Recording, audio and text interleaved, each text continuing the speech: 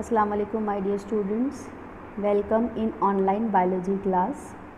Hope you all are fine and safe at home. So as we have studied already about the new chapter, I hope you are revising the content at home. You know that we have started the chapter plant water relation, and this chapter plant water relation, here today we are dealing with the fourth lecture of this chapter. In last lecture, I have gave you a brief explanation about plasmolysis, then the different paths of water across the root, that how water is transporting. Then we have seen the mechanism of absorption of water. Then in that we have seen about the passive absorption and active absorption, and to some extent I gave you the introduction about the translocation of water. Now in this translocation of water, today I am going to show you a video based on the translocation of water. When you will go through this video, you will came to know that how exactly the translocation of water will going to take place in water. So we will correlate this with the actual phenomena that is going on in water. So let's talk about transportation in water in plants. So we know that it is exactly like how human beings are doing, like blood, how it is transporting. Now we know that already we have discussed that plants prepare their own food using simple compound inorganic sources such as carbon dioxide, water, along with some raw materials, and photosynthesize energy in the presence of sunlight and stored in the chlorophyll of leaves. The plants require raw materials like soil, nitrogen, phosphorus and other minerals to build their bodies. The plants absorb raw materials from soil with the help of roots which are in contact with the soil. If distance between soil, root and chlorophyll is small, energy needed is less and raw materials can easily diffuse into all parts of the plant body. If distance between soil, root and chlorophyll is large, it needs much energy and raw materials cannot diffuse easily. In such case, a proper system of transportation is essential for tall trees especially. Now, the energy requirement for transportation also varies according to plant structure. As plants do not move and plant bodies have large dead cells in many tissue, as a result, plants have low energy needs and use slow transport system. So that transport system will be slow definitely. In case of tall plants, distance over transport system is also large. Why do plants need a transport system? The question may arise in our mind. Plants need water, minerals, salt and raw materials for photosynthesis in order to survive. The water and mineral salts from soil is transported into plants through its root. These can only be transported through the water carrying tubes in the stem, also known as xylem. Now, the product of photosynthesis prepared in the leaves are to be transported to other parts of the plant also. So, this can only be transported by the food carrying tubes, that is also known as phloem. Now, how transport of water take place? Through xylem. In xylem, tissues, vessels and tracheids are two types of transport tissue in plants. Both vessels and tracheids consist of thick celled walls, and these thick cell wall is only the functional member, I can say. Tracheids are single celled, shorter in length, whereas vessels are several celled and much longer than tracheids. In xylem, vessels and tracheids of roots, stem and leaves are interconnected to facilitate continuous water conduction system to all parts of the plant. The water transports upward against force of gravity with the help of xylem vessels. the movement of water upwards, plants have two type of strategies. So those strategies are absorption of water. First we will see. First one, as the xylem vessels or cells of roots are in contact with soil, it actively absorb the water ion, जिसको हम लोगों ने active absorption में पढ़ा है.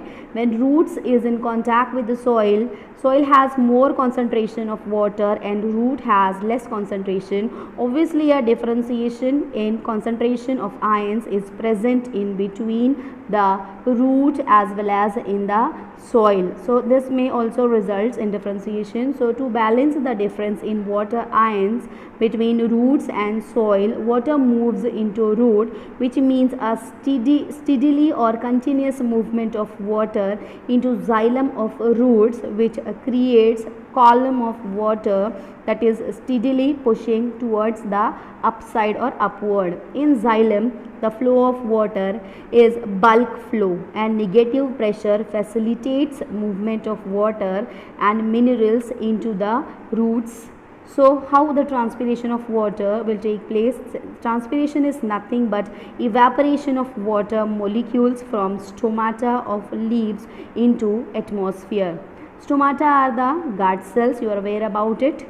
Now in transpiration there will be a the loss of water in the form of vapor from the aerial parts of the plant is known as transpiration.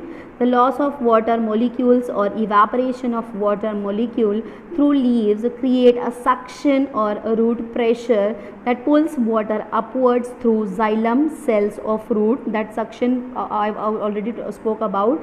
Thus the losses of water through stomata of leaves are replaced by suction of water through xylem vessels in the leaf, and this is the only suction pressure that will get created. It also helps in the temperature regulation. So during day, transpiration helps in conduction of water through xylem vessels and maintain balance of ions between roots and soil. During nights, root pressure occurs due to difference in concentration of active ions between roots and soil that helps in conduction of water.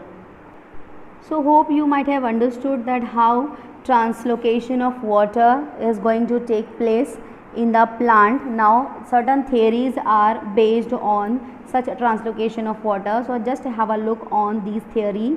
Among that, the very first theory is root pressure theory. According to this theory, the activity of living cells of root is responsible for translocation of water. J. Priestley proposed this theory. When watered plant is cut near base, xylem sap flow out at end with a pressure. Mainly observed in herbaceous plant, water oozes out due to bleeding. This is due to hydrostatic pressure inside a root.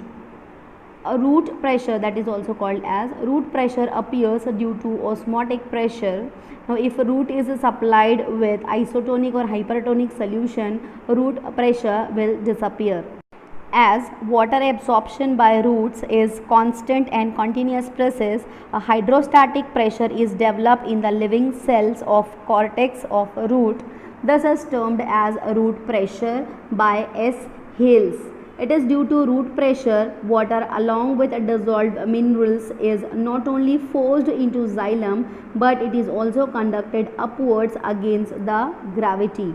Root pressure seems to be largely an osmotic phenomena, and its development is an active process.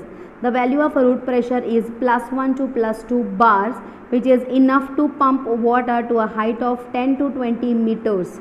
The factors like oxygen, moisture, temperature of soil, salt content, etc. influences the pressure of a root. Let's have a look on the objections or limitations of this theory. Although the ascent of sap take place due to root pressure, there are certain objections raised. हर एक theory में कुछ ना कुछ limitations होती हैं. So the very first one is it is not applicable to plants taller than 20 meters because वहाँ पे जो है वो ज़्यादा height होने की वजह से ये apply नहीं होगा. Second, ascent of sap can also occur even in the absence of a root system. Third one, root pressure value is almost nearly zero in taller gymnosperm trees. In actively transpiring plants, no root pressure is developed. Next one, xylem sap normal condition is under tension, that is it shows negative hydrostatic pressure, or we can say the high osmotic pressure. So these are the certain limitations we can say. Because of this theory will not get approved or accepted, we can say. So we can sum up this theory as the root pressure is not the sole mechanism explaining the we can say ascent of sap in all plants of varying heights. So as compared to the different heights, ये सबके ऊपर applicable नहीं होता. Now let's move further. The next theory based on ascent of sap is capillary theory, or it is also called as physical force theory. According to this theory, physical forces and dead cells are responsible for ascent of sap. This theory was put forth by Boehm in the year 1863. Now he performed certain experiment. as scientist अपने theory को verify करने के लिए experiments conduct करते हैं. तो he took one oil lamp. He had conducted the experiment based on the oil lamp. So wick dipped in an oil lamp shows capillary, due to which oil is raised upward.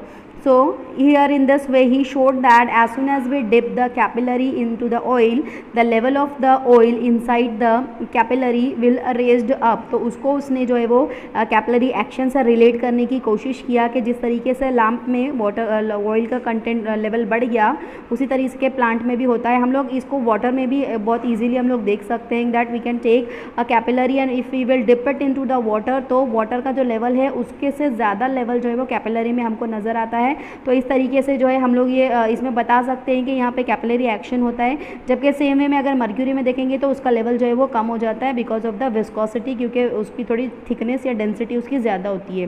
तो we can say capillarity is because of the surface tension.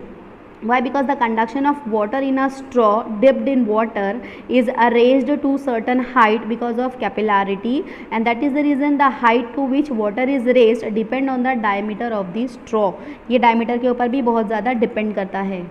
So we may correlate same with plant, that in plant capillarity is because of the surface tension and forces of cohesion, that is attraction between the like molecule, and adhesion, that is the attraction between unlike molecules. So in plant xylem vessels tracheids with its lumen is comparable with a straw.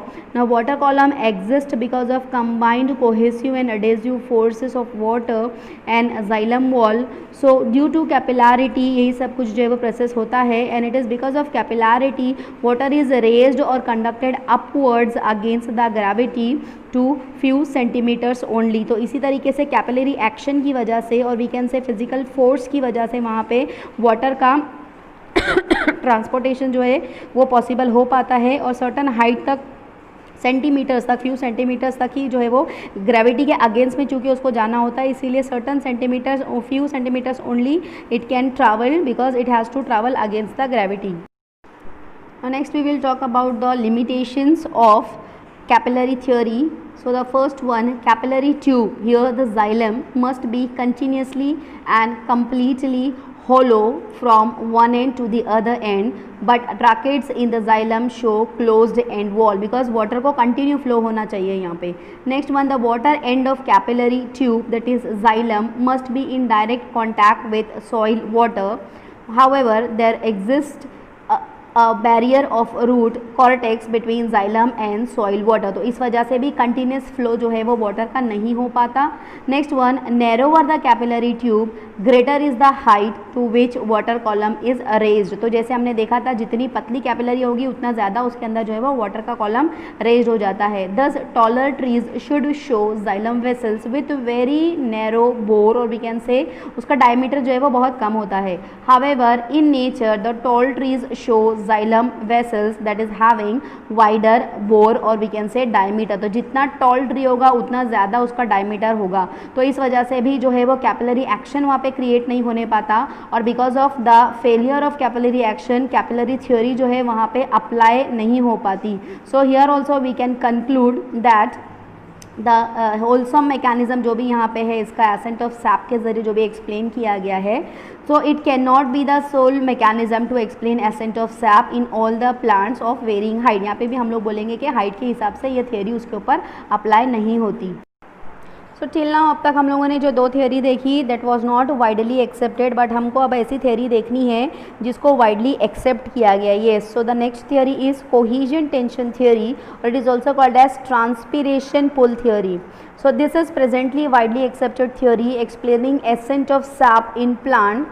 So this theory was put forth by Dickson and Joly in the year 1894 sorry, and this is the today we can say it is based on the two principle. Basically जो दो principle यहाँ पे follow किए जाते हैं, the first one is the cohesion and adhesion and the next one is the transpiration pull. तो आपको जैसे पता है already कि cohesion and adhesion क्या होता है. same type of molecules में जब force of attraction रहेगा, that force of attraction is called as cohesive force. and अगर जो है वो water molecule और lignified wall of lumen या xylem के अंदर जो force रहेगा या we can say strong force of attraction between water molecules and lignified wall of lumen of xylem vessel, so that is the adhesive force. तो यहाँ पे जो है वो combination of cohesive and adhesive force हमको नज़र आता है. so because of this combination of cohesive and adhesive forces a continuous water column वहाँ पे develop हो जाता है in the xylem, right from the root up to the tip of the topmost leaf in the plant. and उसके अलावा वहाँ पे एक और जो है वो transpiration pull create हो जाता है. so the transpiration pull develop in the leaf vessel is transmitted down to root and thus accounts for the ascent of sap. तो इस तरीके से जो excess of water होता है यहाँ पे जो loss हो जाता है in the form of vapor that mainly through the stomata found on leaf. So this water loss increases the DPD of mesophyll cell and these cell withdraw water ultimately from xylem in the leaf, or in other word we can say due to continuous transpiration a gradient of suction pressure is developed right from guard cells up to the xylem in the leaf. So this will create a tension, we can say that the negative pull or transpiration pull in the xylem. तो इस तरीके से जब transpiration pull एक बार create हो जाता है तो against the concentration, against the gravity वहाँ पे जो है वो ascent of sap के लिए responsible हो जाता है and automatically एक water column वहाँ पे जो है वो form हो जाता है जिसकी वजह से automatically transpiration का process शुरू हो जाता है. Though this theory has widely accepted, but still there are certain limitations in this theory. So let's have a look on the limitations. The very first one is for transpiration pull to operate, water column should be unbroken and continuous. However, due to temperature fluctuations during day and night, gas bubbles may enter in water column breaking the continuity. तो इस वजह से जो है वो continuous column नहीं prepare हो पाता जिसकी वजह से यहाँ पे जो है वो problem आती है transpiration के लिए. Next, this mechanism assumes that tracheids are more efficient than the vessel as their ends wall support water column. However, vessels are more evolved than tracheids and are more efficient. तो इस वजह से भी ये बात जो है वो वहाँ पे proof नहीं हो पाती that who is more efficient, either tracheids or vessels. So the next one is if plant is smeared with Vaseline in order to stop transpiration, even then ascent of sap occur, then too it will be a problem. Ascent of sap also occur in deciduous plant that have shed all for their leaves. So these observation points to the fact that besides physical forces, activity of living cells seems to be necessary for lifting the water column up. इसीलिए कुछ हद तक इन limitations के होने के बावजूद we can say that the all scientists have accepted this theory that to some extent ये सारी limitations होने के बावजूद इस तरीके से आज जो है वो plants अपना ट्रांसपिरेशन का प्रोसेस कंप्लीट करते हैं. And for the conduction of transpiration जो ट्रांसपोर्ट होता है वहाँ पे वो इस थ्योरी की वजह से भी पॉसिबल होता है बिकॉज यहाँ पे जो ट्रांसपिरेशन पुल है वो ट्रांसपिरेशन पुल और उसके अलावा कोहीजन और एडिशन के जो फैक्टर्स हैं उसकी वजह से भी यहाँ पे बहुत ज़्यादा हेल्प मिलती है for the transpiration process. So we can say that even though many limitations are there, then too it is applicable in the plants, we can say. So my dear students, hope you might have understood the theories that is helped out to understand the mechanism of absorption as well as the translocation of water. So whatever theories we have studied in this lecture today, please you go through the content and try to correlate this with textbook, because whatever I have explained that is totally based on textbook. आप लोग दूसरा reference भी जो online available है उसको उससे correlate कर सकते हो, but you please stick to text book because that is the only we can say a helper to prepare for our content. So you please try to study, try to understand, and if you'll be having any doubts, so please contact me or you can message me and you can clear your doubts. So take care.